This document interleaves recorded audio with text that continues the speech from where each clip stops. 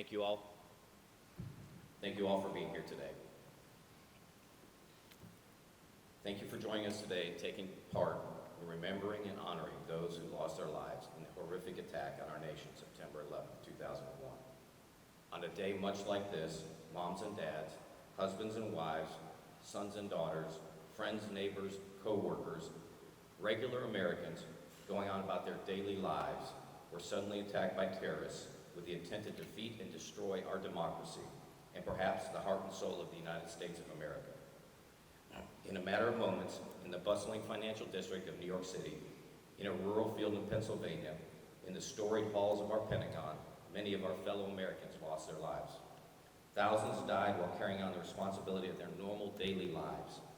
Hundreds more were lost rushing to save them. History suggests that that fateful day was the darkest ever on our home soil.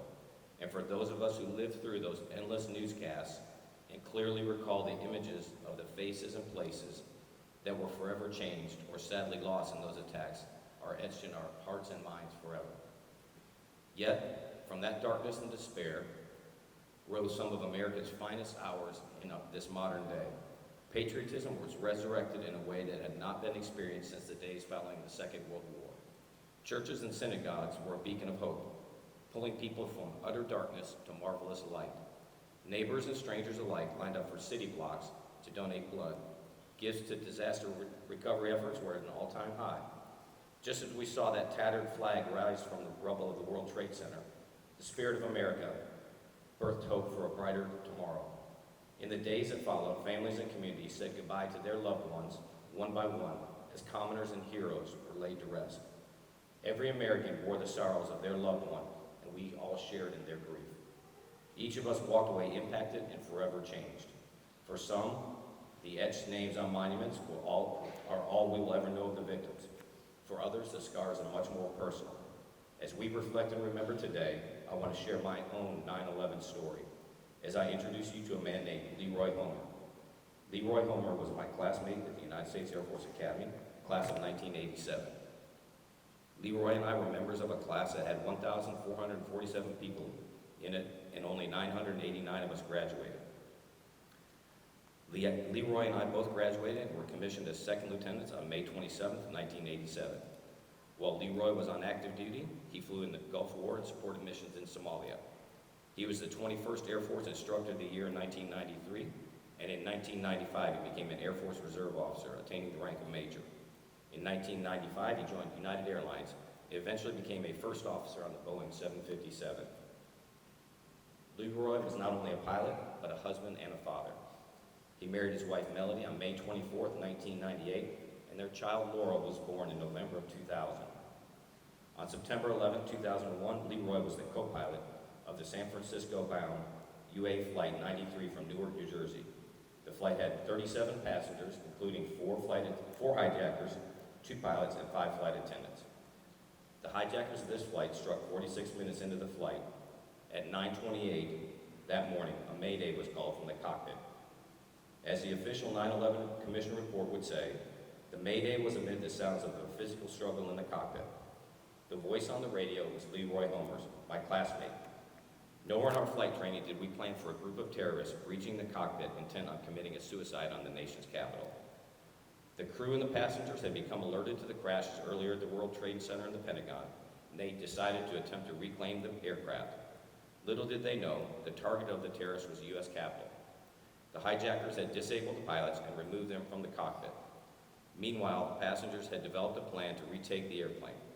To stop the uprising, the terrorists piloting the plane rolled it left and right, pitched it up and down, and eventually turned upside down, crashing into a field in rural western Pennsylvania at 563 miles an hour, killing Leroy and 39 other innocent people.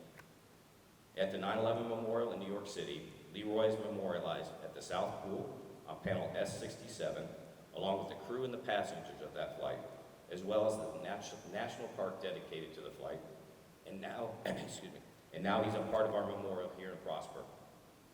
In 2002, the Leroy Homer Foundation was created in his memory. This foundation supports and encourages young adults to pursue careers in aviation as professional pilots and has awarded 27 scholarships.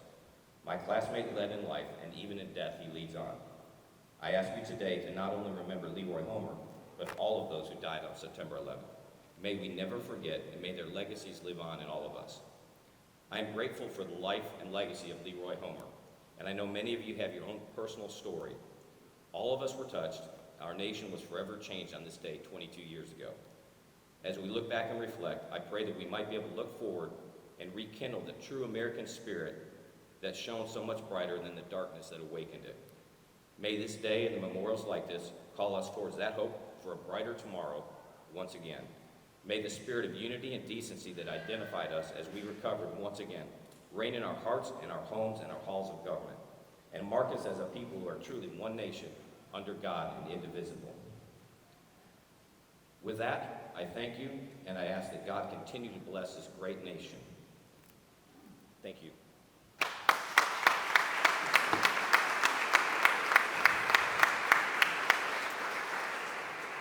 Is Ashley Thomas here?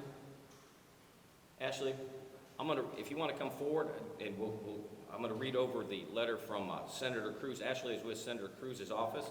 I'm going to read this on his behalf. Dear friends, today we honor the lives and indomitable spirit of the heroic men and women that gave America everything they had on this day 22 years ago. When evil tried to break this great nation through a terrorist attack, our first responders demonstrated a resilience and strength that not only saved thousands of lives, but reminded us the best of our country stands ready to give their lives to ensure the safety of others. While we will never be able to thank those who have lost their lives in service of the country, the people of Prosper and Collin and Denton counties gather today to ensure that those who have gone before us and those who continue to serve, as well as their families, remain close to our heart. Vigilant guardians and servant leaders in our hometowns, America's first responders stand ready to ensure the safety of our communities. Every day they leave their homes and families to serve those in need. Today's gathering is a reminder of everything they gave us each time they go on duty. As we reflect on their devotion and sacrifice, may we always be thankful for those who give their present to secure our future. They are the finest men and women our communities have to offer. We thank them and their families for being a trusted network of security and safety here at home. They live each day to make sure we all know a better tomorrow. For their faithfulness, we are humbled and grateful. In honoring our fallen first responders, we pray for the comfort of their families who grieve their loss. May our nation always honor their sacrifice and keep our promise to the fallen to give our very best to their loved ones. May God bless our first responders, and may God continue to bless America. Thank you for delivering this today, Ashley.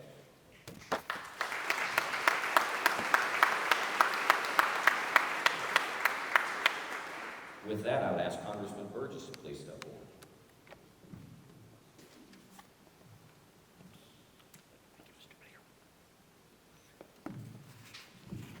Thank you, Mr. Mayor.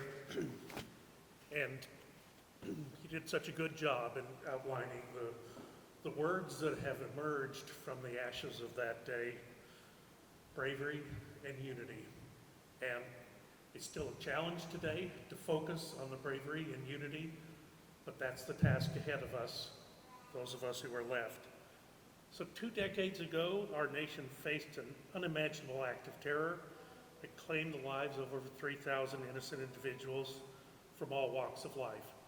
And sadly, continuing to claim lives in the aftermath of the illnesses that were caused by that building.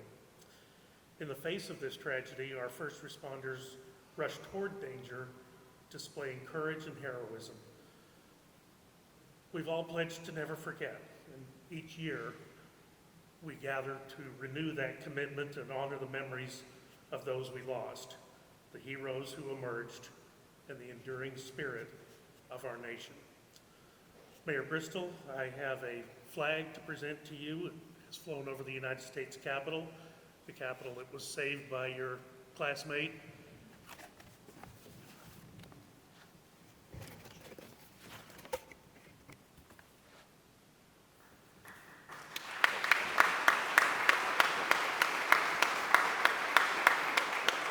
Thank you so much for the invitation today. Thank you for this very profound and important memorial that we're doing today. Thank you, sir.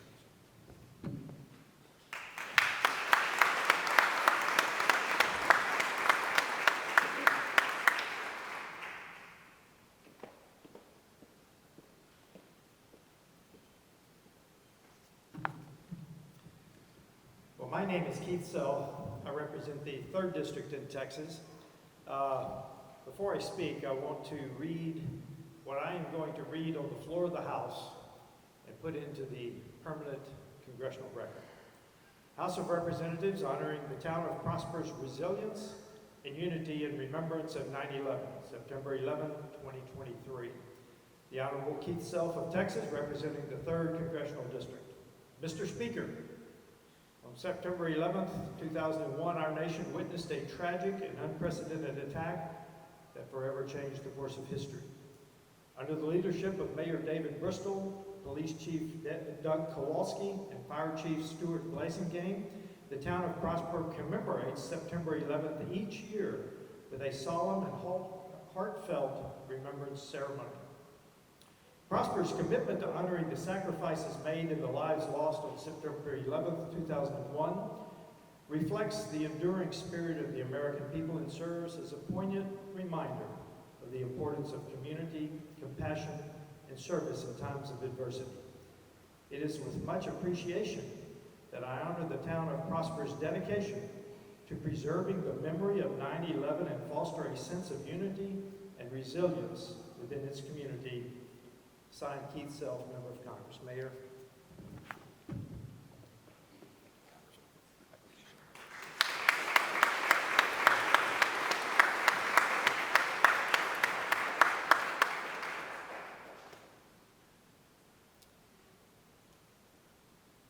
It is fitting to remember. But not only should we remember the lives that were lost, the heroism of those who lived, and the lives that were changed forever. It was 22 years ago. We can remember, but we have a whole generation that I want to speak to that was not here then, 22 years ago. Why do we need to continue to remember? Not only for that day, but because evil continues to stalk the world. When 9/11 happened, I had already landed in a C-130 when they were trying to shoot down. I had already been the +1 for the Deputy Supreme Allied Commander in a meeting with Izetbegovic, who led the Bosniaks in the horrific civil wars of Bosnia. I had already stood on the side of a flooded quarry where war crime victims had been dug up and conveyor belted into the quarry so that their war crimes would never be determined. And within 7 months after we attacked into Afghanistan, I stood on Bagram Airfield, representing the Central Command to the ground command there. I remember when I returned to MacDill Air Force Base, I kind of absent-mindedly stepped off of concrete one day onto a patch of grass. You don't do that in Afghanistan. I had brain freeze, I froze, I have no idea how long I stood there trying to determine if I was going to blow myself up. And then I remembered I was in Florida. Evil stalks the world today. Our young Americans will go in harm's way again. We must continue to be vigilant. The firemen and the police chief here do their daily duty, and some of it is we just harm each other unintentionally, automobile accidents. But they have a larger duty. The fentanyl coming into our community, the sex trafficking, and always the threat of what someone might want to do to us. So I really appreciate the memorial behind us. We've not really mentioned it, but what a fabulous job, Mayor. What a fabulous job. But let's remember what's behind us. But let's also remember we have duty ahead of us, because evil continues to stalk the world, and America will continue to win our battle against the evil that stalks the world. Thank you so much.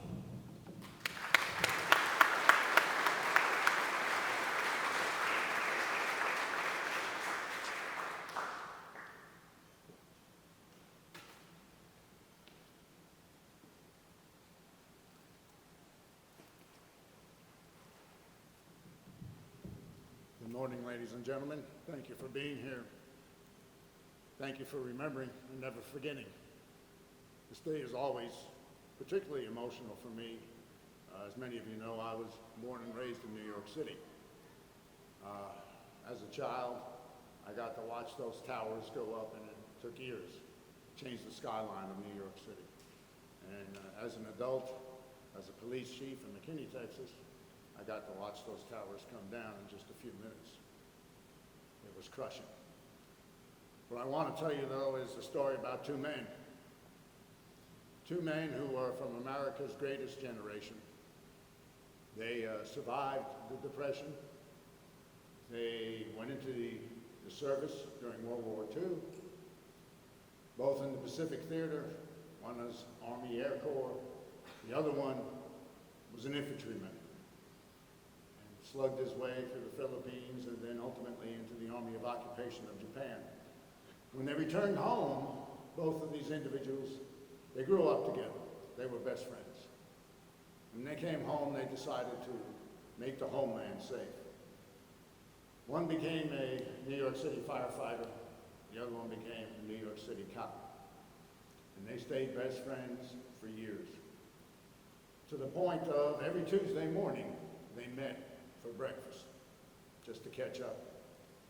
And on Tuesday morning, September the 11th, 2001, they were having their breakfast together when they looked out the window and saw a jet fly into the World Trade Center. Shocking moment, to say the least.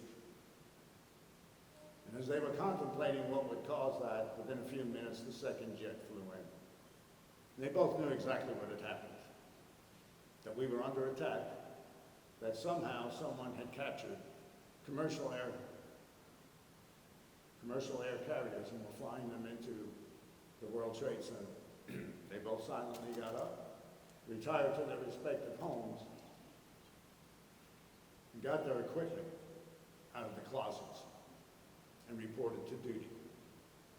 I will point out at this point in time, they were both 77 years old.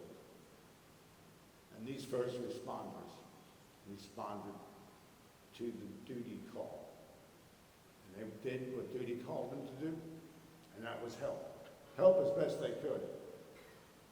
You're probably wondering how I know this story and how I know these gentlemen. Well, the firefighter I had the privilege to call Dad. And the other gentleman that was a police officer, I got to call my uncle. Even though he wasn't blood, he was my uncle. He was my father's brother. So, what did that little story tell me? Well, when it happened on September the 11th, I knew one thing. I knew that terror and evil could never conquer the United States. That is the spirit of the American people. To rise to the occasion even at 77 years old and come out of retirement and continue to serve. The second part of this story goes further upstate, the Hudson River in New York. And there's a building there. As a matter of fact, it's a complex of buildings. It's called West Point. I know Congressman Self is rather familiar with that location. And all the men and women that go through there, over the entrance, it says duty, honor, country. And that's what everyone needs to remember, particularly the younger generation who weren't around when this happened. I know the terrorists will never succeed and evil will never succeed as long as we remain united, because that was the second phrase of that fateful day. Besides, never forget, it was united we stand. And I know that generation, the greatest generation, responded to the call of duty. I also know that that generation that went to war against the terrorists heard that same call, and they were raised that way. To the new generation, duty, honor, country. Never forget, united we stand. I thank you all for being here today.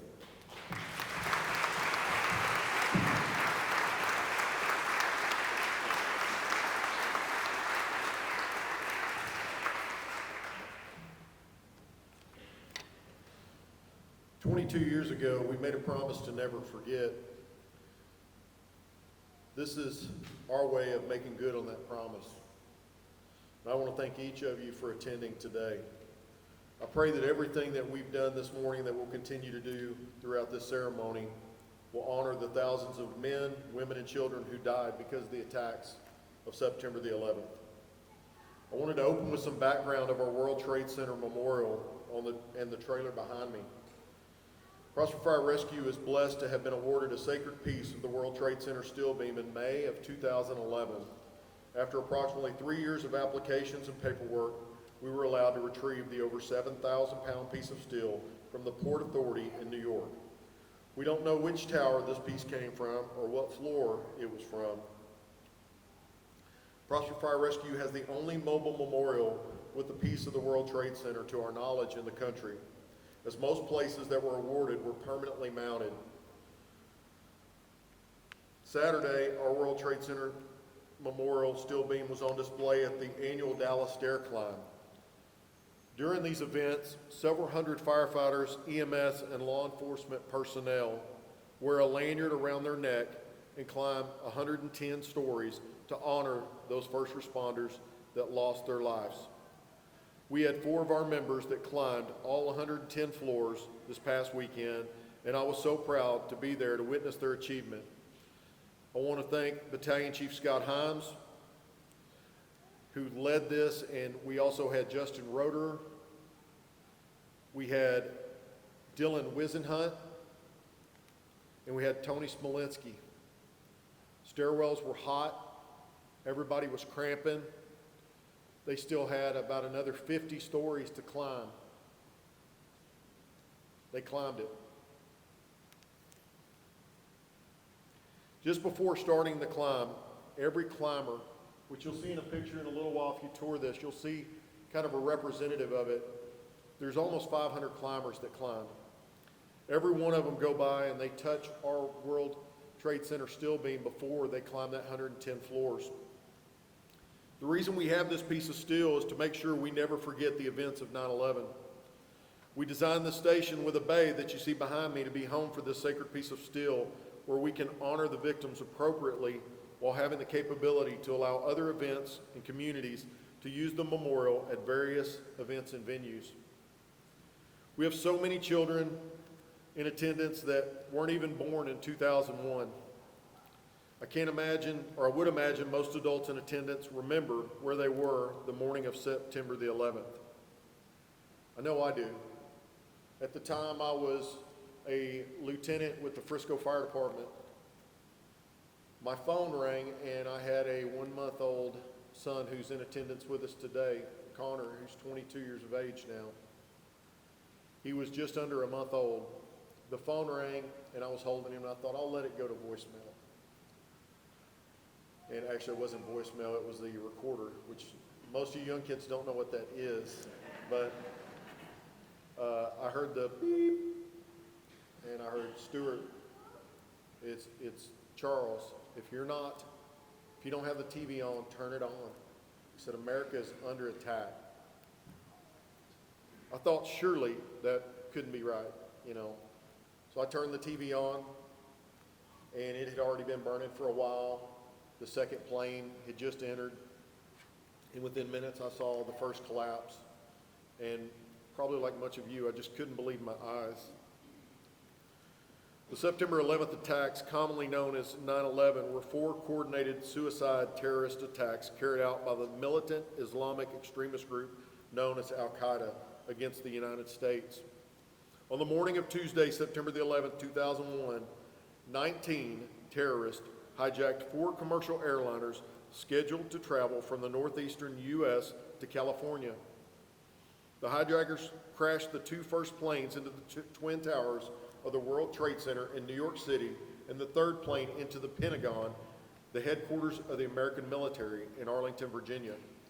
The 4th plane was intended to hit a federal government building in Washington, D.C., but crashed in a field following a passenger revolt. The attacks killed nearly 3,000 people that day, making them collectively the deadliest act of terrorism in human history, and instigated the global war on terror. The first plane, flight number 11, American Airlines, took off from Boston at 7:59 a.m. Had 11 crew members, 76 passengers, and 5 hijackers on board. At 8:14, Flight 11 is hijacked over central Massachusetts. At 8:46, Flight 11 crashed into the north face of the North Tower of the World Trade Center that you see on the videos, between floors 93 and 99, killing everyone on board.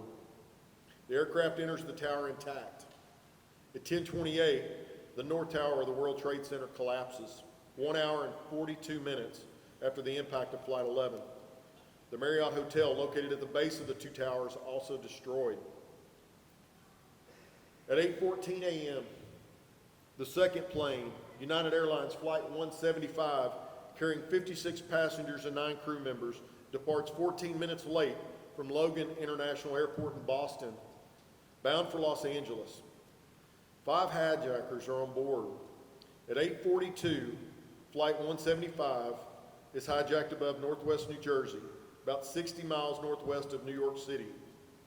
At 9:02, Flight 175 crashes into the south face of the South Tower of the World Trade Center between floor 77 and 85, killing everyone on board.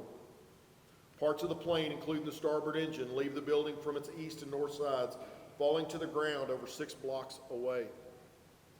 The South Tower of the World Trade Center collapsed 56 minutes after the impact of Flight 175. A third plane, American Airlines Flight 77, with 58 passengers and 6 crew members, departs 10 minutes late at 8:20 a.m. from Washington Dulles Airport for Los Angeles. 5 hijackers are on board.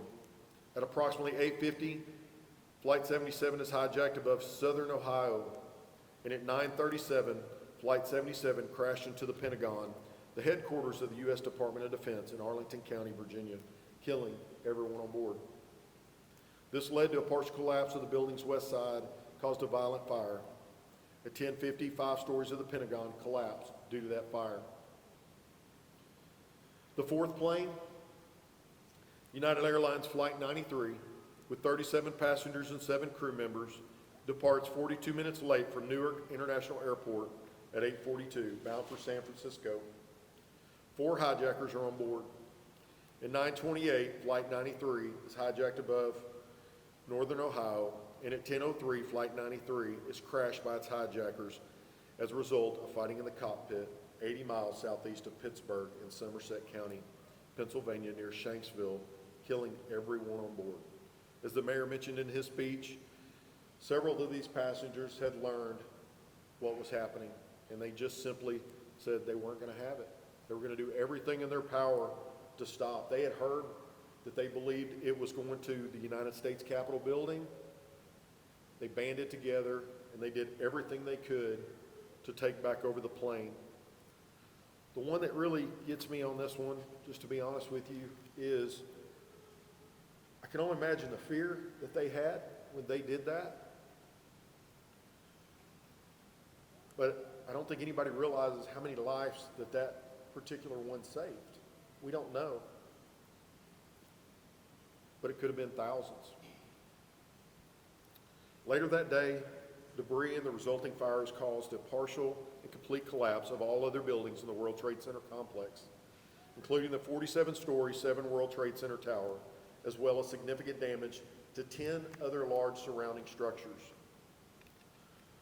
During the September 11th attacks of 2001, 2,977 people died, 19 hijackers committed murder-suicide, and more than 6,000 people were injured.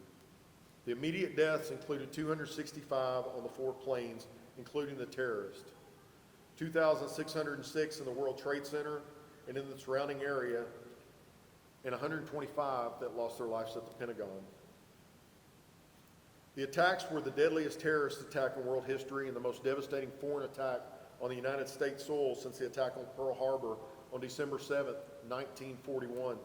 Overall, 2,605 were U.S. citizens. 2,135 were civilians that died in the attacks, while an additional 372 were non-U.S. citizens, excluding the 19 perpetrators who also perished. Suspicion quickly fell on al-Qaeda. The United States responded by launching the War on Terror and invading Afghanistan to depose the Taliban, which had failed to comply with the U.S. demands to extradite Osama bin Laden and expel al-Qaeda from Afghanistan. Although Osama bin Laden, al-Qaeda's leader, initially denied any involvement, in 2004 he did claim responsibility for the attacks. Al-Qaeda and bin Laden cited U.S. support of Israel, the presence of U.S. troops in Saudi Arabia, and sanctions against Iraq as motives. After evading capture for almost a decade, bin Laden was located in Pakistan and killed by SEAL Team 6 of the United States Navy in May of 2011. Although we experienced such excessive loss of life on that tragic morning, we've lost almost as many first responders since the attack to other illnesses, including cancer, that we did the day of the attacks. Well over 2,000 firefighters, law enforcement officers, and EMS personnel have retired on disability with World Trade Center related illnesses, most lung disease and cancer since 9/11. The truth is the full impact of 9/11 will not end for many years to come. Many more people will die, or many more will be forced to retire from illnesses as a direct result. On the morning of September the 11th, President Bush had been visiting a second grade classroom in Sarasota, Florida, when he was informed that a plane had flown into the World Trade Center. A little later, Andrew Card, his chief of staff, whispered in the president's right ear, a second plane hit the second terror. America is under attack. At 8:30 p.m., Bush addressed the nation from the Oval Office in a speech that laid out a key doctrine of his administration's future foreign policy. We will make no distinction between the terrorists who committed these acts and those who harbor them. On September 14th, President Bush visited Ground Zero, the smoking pile of debris of what remained the World Trade Center and the thousands who had perished there. Standing on the top of the wrecked fire truck, he grabbed that bullhorn to address the rescue workers, working feverishly to find any survivors. When one of the workers said that he could not hear what the president was saying, as you saw in the video, Bush made one of the most memorable remarks of his presidency. I can hear you, the rest of the world hears you, and the people who knocked these buildings down will hear from all of us soon. President Bush stated that great harm has been done to us. We've suffered great loss. In our grief and anger, we have found our mission and our moment. Freedom and fear are at war. The advance of human freedom, the great achievement of our time, and the great hope of every time now depends on us. Our nation, this generation, will lift the dark threat of violence from our people and our future. We will rally the world to this cause by our efforts, by our courage. We will not tire, we will not falter, and we will not fail. It is my hope that in the months and years ahead, life will return almost to normal. We'll go back to our lives and routines, and that is good. Even grief recedes with time and grace, but our resolve must not pass. Each of us will remember what happened that day and to whom it happened. We will remember the moment the news came, where we were, and what we were doing. This was the worst attacks on U.S. soil that we had ever experienced. However, it brought Americans throughout our country much closer than they were. Stores ran out of flags to sell because they were being flown everywhere. People were Americans before they were upper or lower class, Jewish or Christian, Republican or Democrat, and the color of our skin was insignificant. We hugged people without caring if they ate at Chick-fil-A or wore Nikes. For at least a brief time after September the 11th, what mattered more was what united us than what divided us. In 2001, the attacks on our great nation were meant to weaken us, but they failed. The attacks made us stronger. Americans banded together, and at least for a small time, in the wake of this tragedy, we were a stronger nation. We flew the United States flag high, and we were proud to be Americans. We cannot forget this was not just an attack on America. It was an attack on our freedom. It was an attack on all of us. I pray that someday we learn to quit judging others and to put our differences aside. We truly live in the greatest country in the world. Some people believe that one person's right is another person's wrong. We have to relearn to agree to disagree. We can disagree, but we should do so with respect and dignity. We have to get back to loving each other the way we did on September 12, 2001. We were united. We must again unite and find the good in each other's hearts. 9/11 taught us that each breath we take is a precious gift. We must learn to be more tolerant of each other, love each other more, forgive each other more, and never take 1 second of the gift of life for granted. Today, we're all trying to do our part to remember these heroes. For the approximately 3,000 people that died tragically during the attacks, countless lives were saved by firefighters, police officers, Port Authority officers, EMTs, and ordinary people that did extraordinary things on September the 11th. As the world was experiencing chaos at the World Trade Center and the Pentagon, firefighters and police officers rushed in to save others.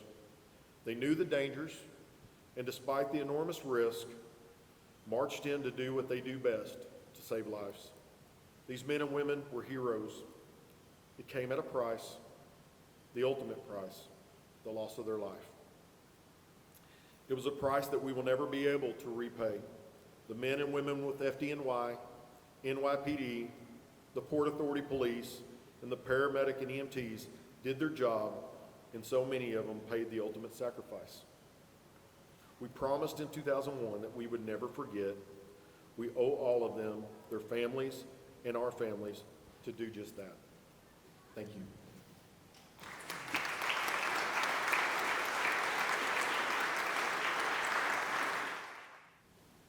The men and women of today's fire service are confronted with a more dangerous work environment than ever before. Our goals remain the same as they were in the past: to save lives, to protect property, sometimes at a terrible cost. This is what we do. This is our chosen profession. This is the tradition of the firefighter. The fire service today is ever-changing, but is steeped in traditions 200 years old. One such tradition is the sound of a bell. In the years past, as firefighters began their tour of duty, it was the bell that signaled the beginning of the day's shift. Throughout the day and night, each alarm was sounded by a bell, which summoned these brave souls to fight fires and placed their lives in jeopardy for the good of their fellow citizens.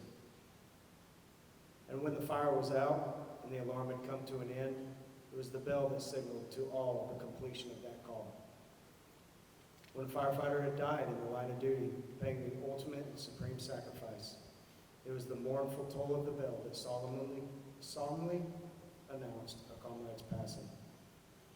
We utilize these traditions as symbols which reflect honor and respect on those who have given so much and who have served so well. To symbolize the devotion that these brave souls had for their duty, a signal of 5 rings, 3 times each, represents the end of our comrades' duties and that they will be returning to quarters. And so, to those who have selflessly given their lives for the good of their fellow man, their task completed, their duties well done. To our comrades, their last alarm, they are going home.